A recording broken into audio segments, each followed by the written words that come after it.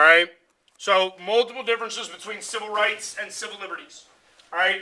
Liberties pertain to the individual. Okay?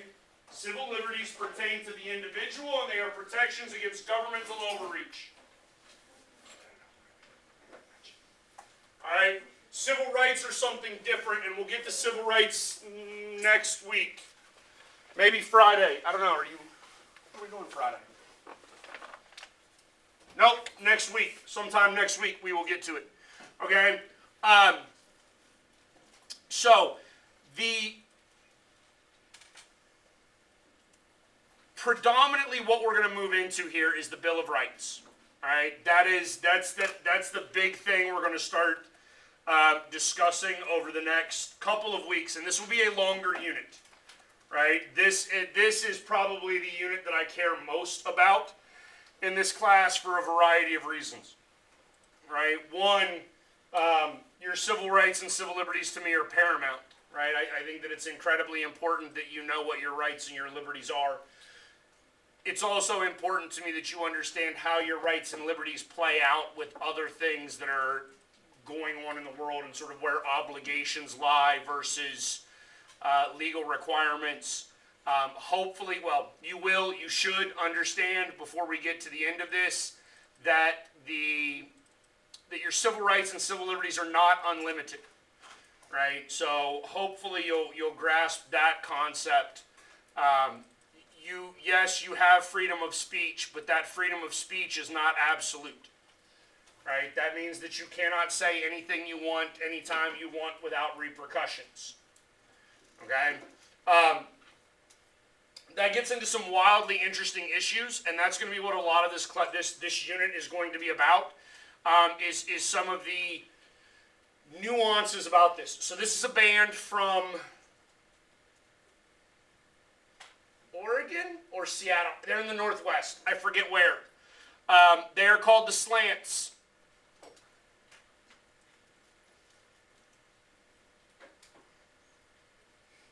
Is that a problem?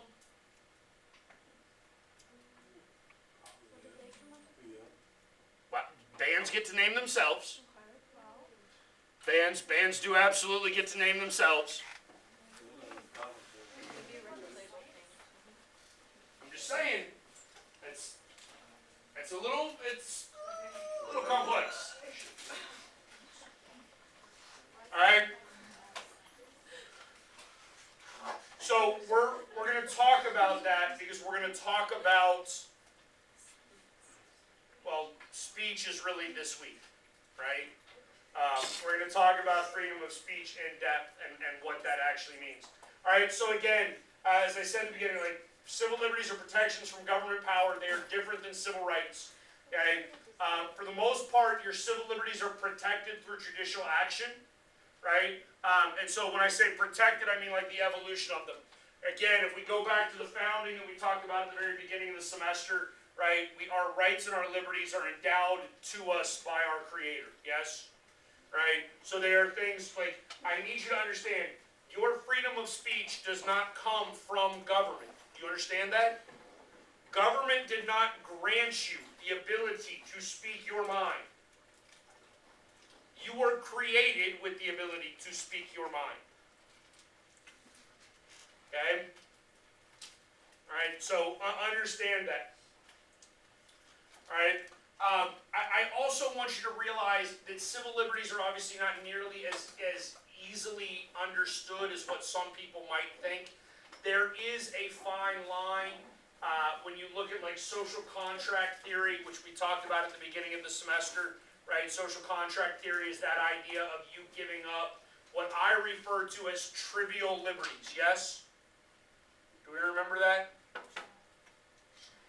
You did not drive on the left-hand side of the road to get here this morning, yes? Okay, so you are not free then, right? That is a limitation on your freedom. You understand that? Not without consequence. No. And again, I want to make sure that we're clear on this distinction as well. We are talking about consequence-free behavior. Understand that you have free will and you can do whatever you want. I could go go and murder 1,000 people right now if I wanted to. That does not mean that I can do that without consequence. We understand that? Okay? I'm talking about behavior without consequence. Okay? That's really what we're talking about. So, did I give up the trivial freedom of driving on the left-hand side of the road to come here? Yes, absolutely. Right? Okay? That is a loss of freedom, but it doesn't matter. Right? It is not a freedom that matters. I am not somehow an oppressed individual because I can't drive on the left-hand side of the road. We understand that? Okay. All right. So, the idea here then is government is going to try to figure out how to maintain social order, right? A social construct, this idea of civility. That's the social contract theory, right? We're going to have order and peace, and we're going to have a functioning society for the betterment of everybody, yes? Right? That's the idea, that's what we're going to do. Government's going to have to do that, and they're going to have to do that by taking away, again, some of your freedoms, right? So there's going to be limitations placed on this, all right? Real quickly, just as a brief history, we wrote the Declaration, we wrote the Constitution, right? And we should have remembered that the Bill of Rights operates as a compromise to the ratification of the Constitution. The Anti-Federalists wanted a Bill of Rights. I'm going to tell you right now, I hate to say this, I agree with Alexander Hamilton, right? I generally do not like Alexander Hamilton intellectually, but I'm going to agree with Hamilton on this, that the Bill of Rights was unnecessary. Okay? In fact, not only was the Bill of Rights unnecessary, I would actually argue that the Bill of Rights is a bad idea. Okay? As a general rule, the Bill of Rights is a bad idea for this reason. Right? Where is your right to privacy found? What's that, Zoe? You don't have a right to privacy? Do you think you have a right to privacy?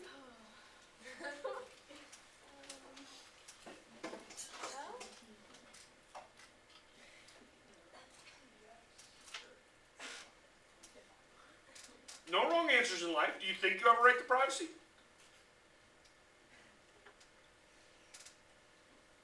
Like, do I think that I should have? Unlock your phone. I'd like to go through it. No. I can't do that. Why not? Probable cause. So what's in there should be private? So you have a right to privacy. Then yes. I would agree. Right? But it is not articulated anywhere. Right? That means that it is not written down. Right? This is actually how we get like Roe versus Wade and then Dobbs v. Jackson. Jackson v. Dobbs? Hobbs, not Dobbs. Is it Hobbs v. Jackson? Okay. Whatever. You know the Supreme Court case that was decided like 18 months ago? They got rid of Roe versus Wade. That's the one I'm talking about. Right? Okay? So in 1973, somebody found in the Constitution a constitutional right to an abortion. And then in 2022, they lost it. Right? They just no longer found that in the Constitution. That's the concept that we're talking about. Okay? Now, that being said, Hamilton, who is obviously one of the Federalists, he is the author of a large number of the Federalist Papers advocating for the ratification of the Constitution. Hamilton is actually on record as saying that there's no need for the Bill of Rights because the government cannot do anything that they were not expressly told that they could do. Which is comical to me because that dude then became Secretary of State and immediately created a national bank for which he had no written authority. Okay?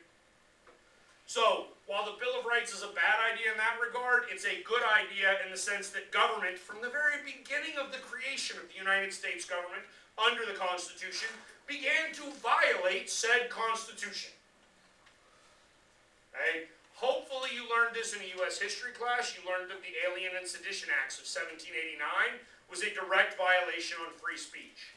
Right? Hopefully you learned in your U.S. history class that the Louisiana Purchase in 1803 was a direct violation of the Constitution. No? No, I mean, did y'all learn that? Y'all understand that? Thomas Jefferson spent $15 million all on his own. He does not have that authority. Okay? When we go back and we look at the Constitution from Unit 1, where does that authority lie?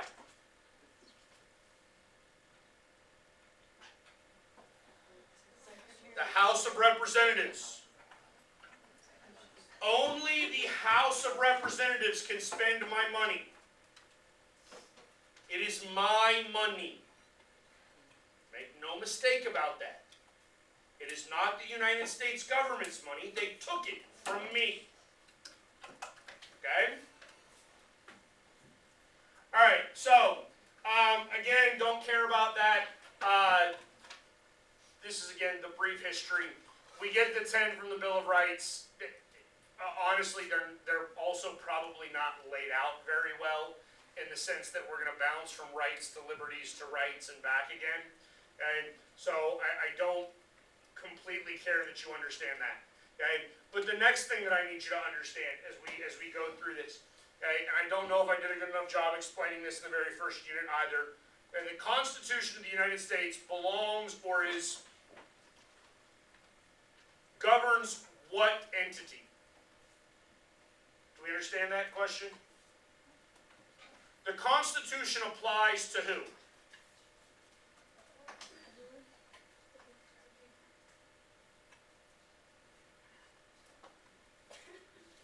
No.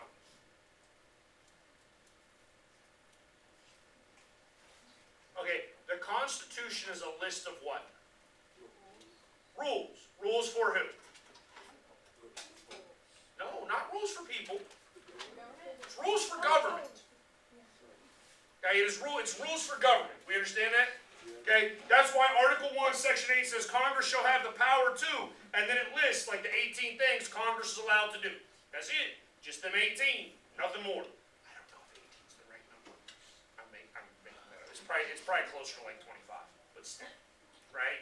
Congress can do 25 things, that's it. The Constitution applies only to the national government. You understand that? Okay. So, could Utah decide it's a Mormon state and declare an official state religion?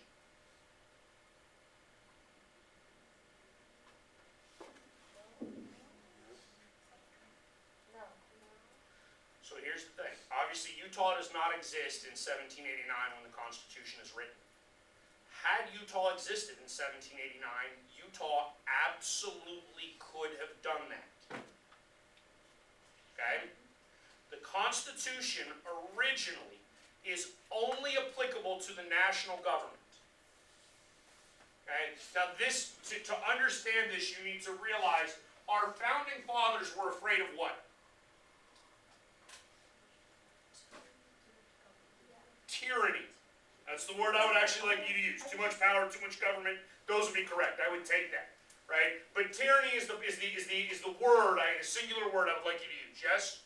Okay. So the founding fathers are afraid of tyranny, right? And where does tyranny occur?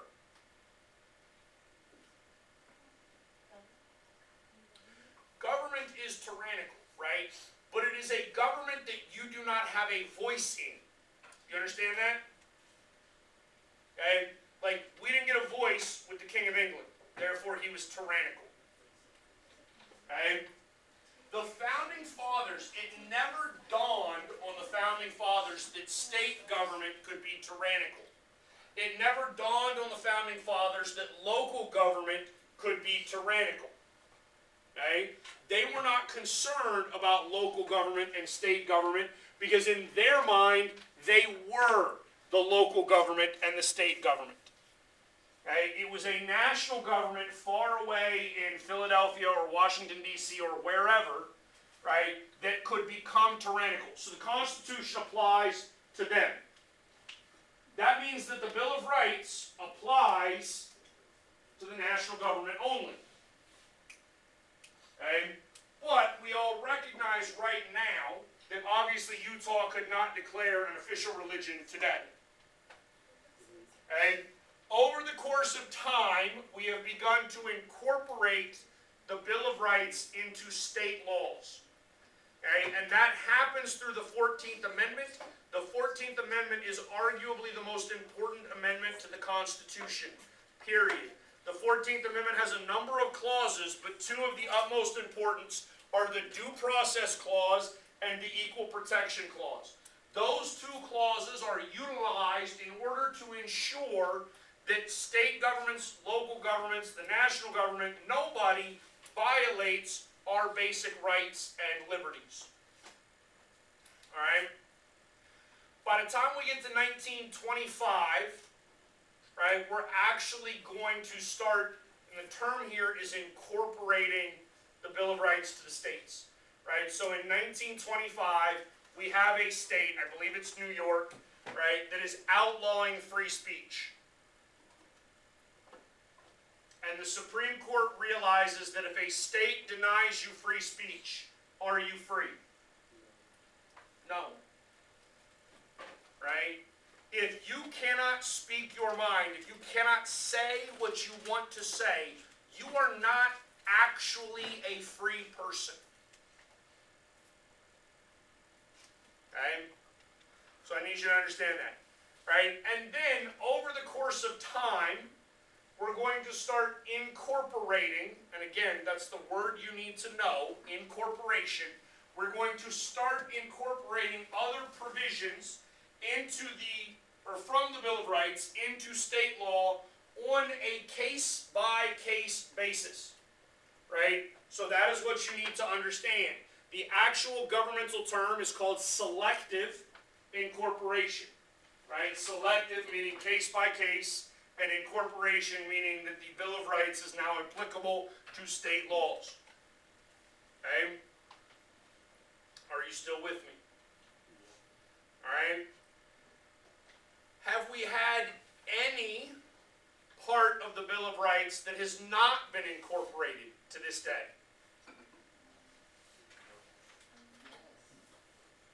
Yes. Right? In fact, the Third Amendment will never be incorporated. Do we know what the Third Amendment says? The Third Amendment is quartering of troops. Okay? Can the state force you to quarter troops? No, because the state doesn't have its own army. It's the national army, right? It's the United States military. Right? Therefore, only the United States government can force you to quarter troops, and they're not allowed to with the Third Amendment. It will never be incorporated. Okay? We have actually incorporated the Second Amendment in your lifetime, I think. Yes. What year were y'all born? 6, 7? We're good. Yep, in your lifetime. I mean, not by much. You were itty-bitty, but, right? Okay? But that is the most recent incorporation that we have had. Alright? There you go. So that's the term up there, selective incorporation. Right? Over the course of time, we've gone further and further and further. This unit will actually be civil liberties, civil rights, and the Supreme Court. And the Supreme Court is fairly complex as well. But we're going to talk about the Supreme Court a lot in civil liberties and civil rights as it refers to court decisions that affect or impact civil rights and civil liberties. When we get to our actual lecture over the Supreme Court, that will be more structurally based in terms of how the Supreme Court actually functions. All right? So, let's actually go through some of the individual liberties that you have. Right? You have a freedom of religion. Yes? By the way, we know liberty is just a synonym for freedom. Yes? Okay? If you don't know that, that's an actual term they use in the military, right? You have liberty in the military. That means you get a little bit of freedom. You can actually walk around freely, right? Which you don't get a lot of that in the military. But that's liberty is a synonym of freedom, right? So, freedom of religion. Congress shall make no law, this is part of the First Amendment, no law respecting an establishment of religion or prohibiting the free exercise thereof. So, freedom of religion is two-pronged. 1, we can't establish an official religion. 2, We cannot deny somebody from practicing the religion that they seek to practice. Okay? We understand that? This gets into a wide variety of issues. There's a whole number of Supreme Court cases that deal with this topic, right? Because if we cannot establish an official state religion, we have to be really careful about putting any religious ideology, any religious terminology into government. Yes? So therefore, we should recognize that if we cannot establish an official religion, we probably should not write on our currency, "In God we trust." Yes?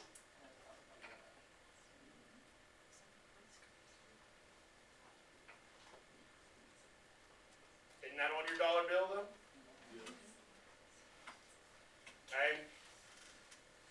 So this gets wildly complex. By the way, how do you spell God? Capital. Like that? No. What, like that? Lowercase. Oh, you mean like this? Yes? That's how you spell it? Who is this?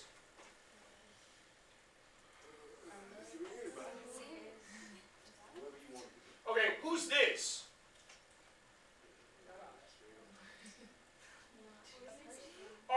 Is this person and this person the same person?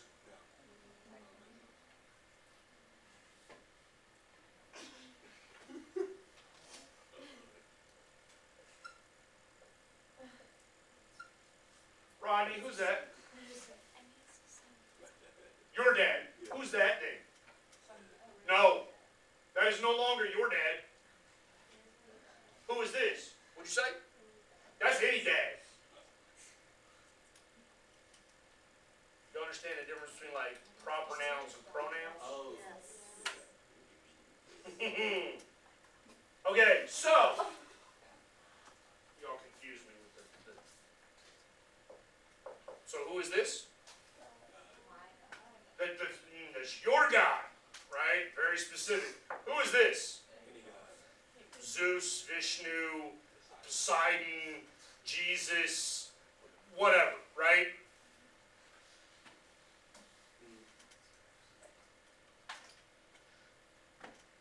Could we put this on our currency?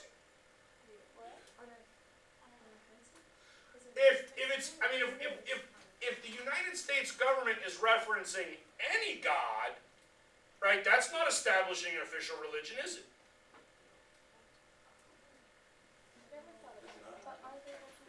Yes, ma'am.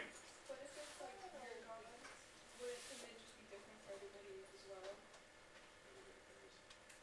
Well, not necessarily, because if I'm talking to you, right, or if I'm the one writing it, and I write, like, this, like, that is John Baker, because I wrote it.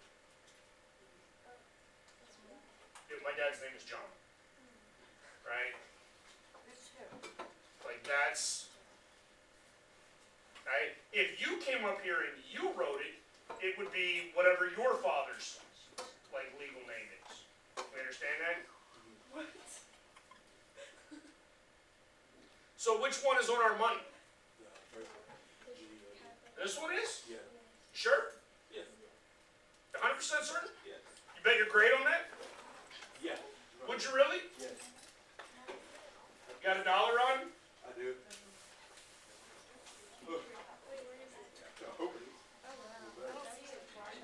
Yeah. Oh yeah, it's the first one. It's all caps. What is that? Oh. All caps. Well, it's not either. It's all caps. Well. See you next semester, Rodney. Next semester. No, I'm playing.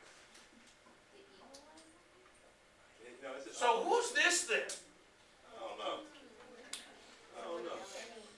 Then you go. Somebody.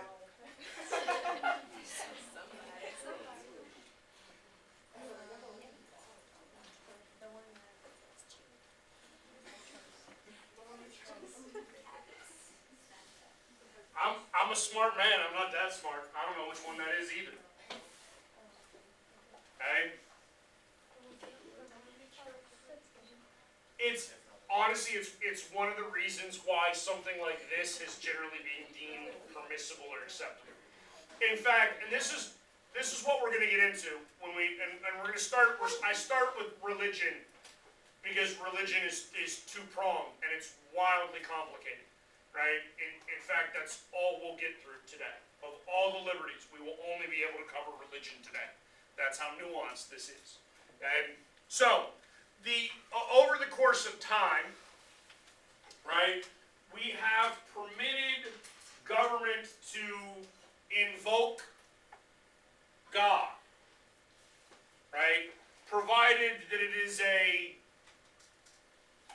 unclear, nondescript God. We understand that? Okay? What this does is this ensures that we're not like you couldn't put Jesus on there. That is a very specific God at that point. Yes? Right? No different than you could put like Zeus or Ares or any other God. Okay? Because at that point you would be getting specific. Okay? And that would be an Establishment Clause violation. Okay? Now, in order to try to understand this, right, we get at the idea of where is the separation between church and state. And by the way, where does that show up in the Constitution? The concept of separation between church and state.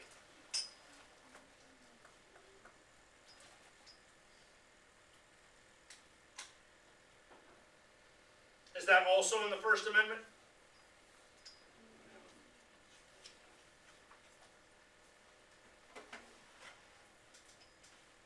Is it in the Bill of Rights?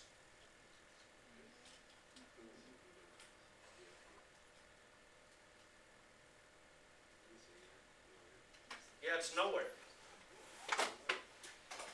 It is not actually in the document.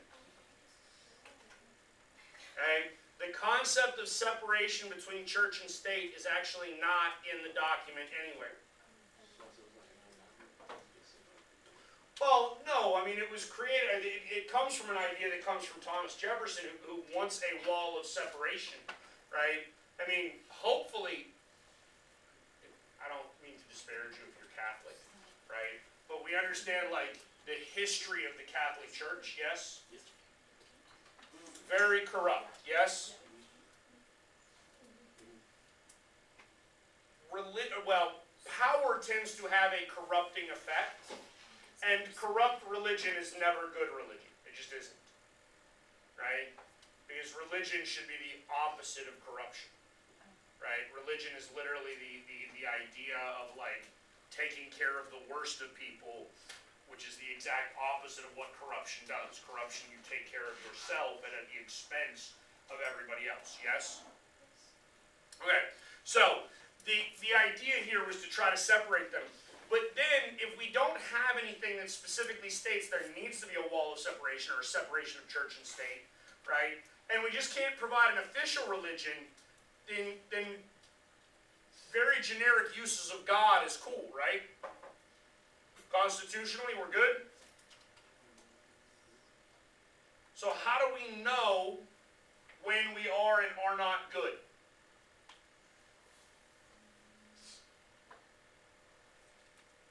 See, this is the fun thing, because the Supreme Court has to figure this out. Right? And in order to figure it out, the Supreme Court has to have some sort of standard, because without standards, we're just running around deciding whatever we want, whenever we want.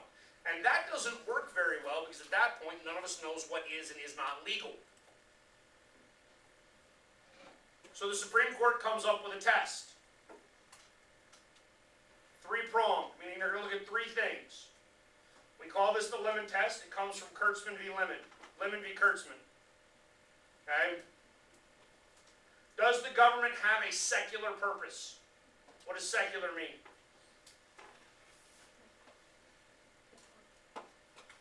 Non-religious. Okay? I'm new to this campus. Do they put up Christmas trees here every year? Yes. Yeah, they do? So like on my last campus, they just lined Main Street. There was like 50 of them. Right? Every club had their own Christmas tree that they put up. Y'all do that up here too? Okay, so here's the thing, right? Is Christmas a religious holiday? Yeah. Is it also a secular holiday? Happy holidays. Okay, hold on. So, look, yes, I get it. Christmas is the celebration of the birth of baby Jesus. Okay? What does a tree have to do with that? Absolutely nothing. Okay, so if the tree has nothing to do with the birth of baby Jesus, can we put a tree up in a government building? Yes, it has a non-religious purpose. Yes? Okay? Alright, number 2, its effect neither advances nor inhibits religion. Now I need you to pay attention to this, because really when you look at the Establishment Clause, just the Establishment Clause actually has 2 prongs coming off of that as well.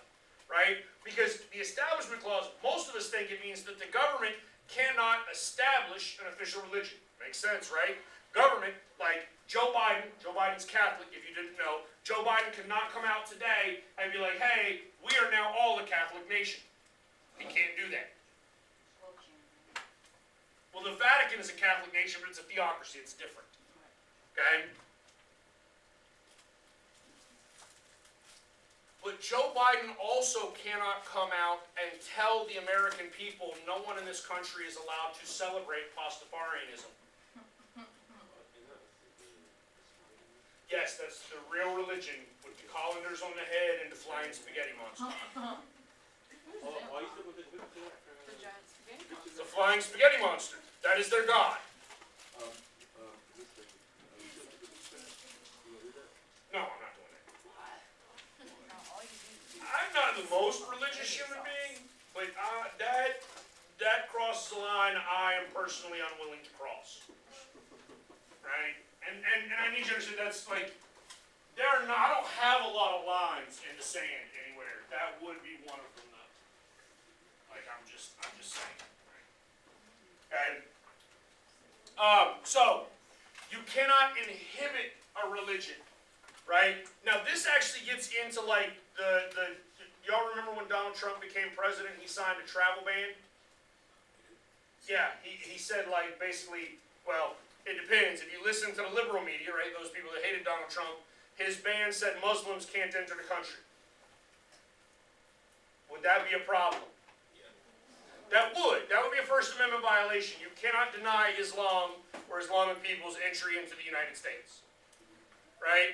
Is that what Donald Trump's travel ban actually did? Not really. And no, according to the Supreme Court. Right? There were, I believe, 7 countries on it. Right? One of which was North Korea. Definitely not a Muslim country. Right? And then 6 other countries that were Muslim countries. Right? But there's also like 30 other predominantly Muslim countries that were not on the list. Right? Instead, those countries that were on the list were like Syria, which is in the midst of a civil war. So basically, he just didn't want refugees coming into the country that couldn't be vetted because their country didn't have like a State Department capable of vetting people. All right? Okay? So when we talk about like inhibiting a religion, I want you to make sure you understand that that's a part of it too. Right? And then the last part of the Lemon Test, and this is why the Lemon Test is actually starting to like go out the window. Okay? In a couple of years, I probably won't even teach this anymore. Okay? Because the last prong of this says, is there excessive entitlement, or entanglement, excuse me, not entitlement, entanglement between government and religion? Right? Excessive. What does the word excessive mean? Too much. Too much. What's too much?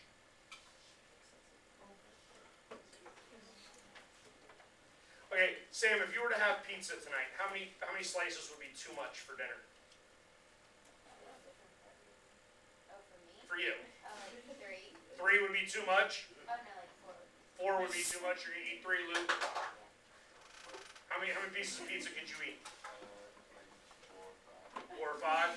Right? I mean, in my mind, every pizza is a personal pizza if you got enough faith in yourself. You know what I'm saying? Okay? But this is the thing, because when you look at excessive becomes very subjective, yes? Okay? And law cannot be subjective. Okay? Subjective means that it differs from person to person. That's a problem in our system, right? So to say excessive governmental entanglement with religion doesn't mean a whole lot, right? And so then, over the course of time, we've had a whole bunch of different cases, right? Like, can you have the 10 Commandments on display in a courthouse? Let me ask you this question. Could I put the 10 Commandments up on my wall in here? Yeah, I could. I can get away with it. Why? No, this is government. I'm a government teacher. So here's the thing. Do we know what the 10 Commandments are, historically? One of the earliest examples of written law. Do we cover written law in this class? Yes. So if I just use this as an example of written law, right, does it have a secular, non-religious purpose? Yes. Right? Could you? I don't know the dual English teachers here, right? Could your dual English teacher make you read the Bible for class? Yeah, they could. Yeah, they could. They could assign it as part of your reading. Okay? Provided that they used that text to discuss, like, what is it? Psalms, friend. Like Psalms is poetry, yes? So if you read something out of Psalms and you were discussing rhyme and meter and other English words that I don't know, how is that any different than discussing any other poem? It's not. Right? So you could absolutely be forced to engage with something that is quote-unquote religious if you were using it in a non-religious method. Yes? All right. So this brings us to the other one, the free exercise clause, which is the second half of freedom of religion. Okay? So this allows you to practice your religion as you see fit. Okay? You can do whatever you want in order to practice your religion. Now, I do want to preface this. For the most part, we are going to allow all beliefs. All of them. I don't care what you believe. Right? If you believe that the sun is going to crack open and some higher power is going to descend upon the earth tomorrow, you are allowed to believe that. Nobody's going to stop you. Right? If you believe, in order for that to happen, that you have to sacrifice Rodney, we're no longer okay with that. Okay? So your behaviors within the practice of your religion can be modified or can be prohibited to some degree. But for the most part, your beliefs, you are allowed to believe whatever you want. Okay? This is how we get to things like Jehovah's Witnesses. And if you don't know anything about Jehovah's Witnesses, they have some very particularly strict guidelines as to how they view religious doctrine. Right? For instance, Jehovah's Witnesses are not to say the Pledge of Allegiance. Their religion views that as sort of worshiping a false idol. Okay? Now, every morning, you have to stand up and say the Pledge of Allegiance, don't you? Oh, yeah. I have a reason to do that. Well, I mean, you do. They can't, here's the thing. You do. It has to be recited. Right? You individually don't have to recite it. Nobody can force you to do that. Right? But the reason that they cannot enforce you to do that is because of Jehovah's Witnesses. Okay? Now, interestingly enough, are you required by law to be here? Yes, you are, right? If you do not come to high school, that's truancy. Your parents can actually go to jail. What if you're Amish? Yeah, You don't have to come to school. The Amish do not attend school past 8th grade, right? That is a part of their free exercise of religion. Except, if Amish kids don't have to go to school, Are we promoting the Amish religion over everybody else because we allow them to break the rules?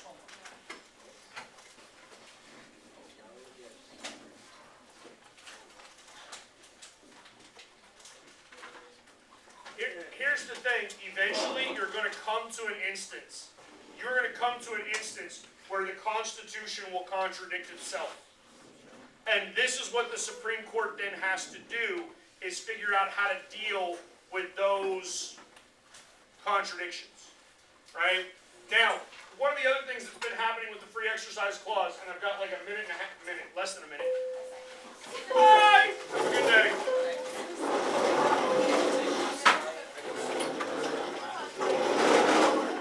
We would get through nothing but religion. You can email me any questions you have.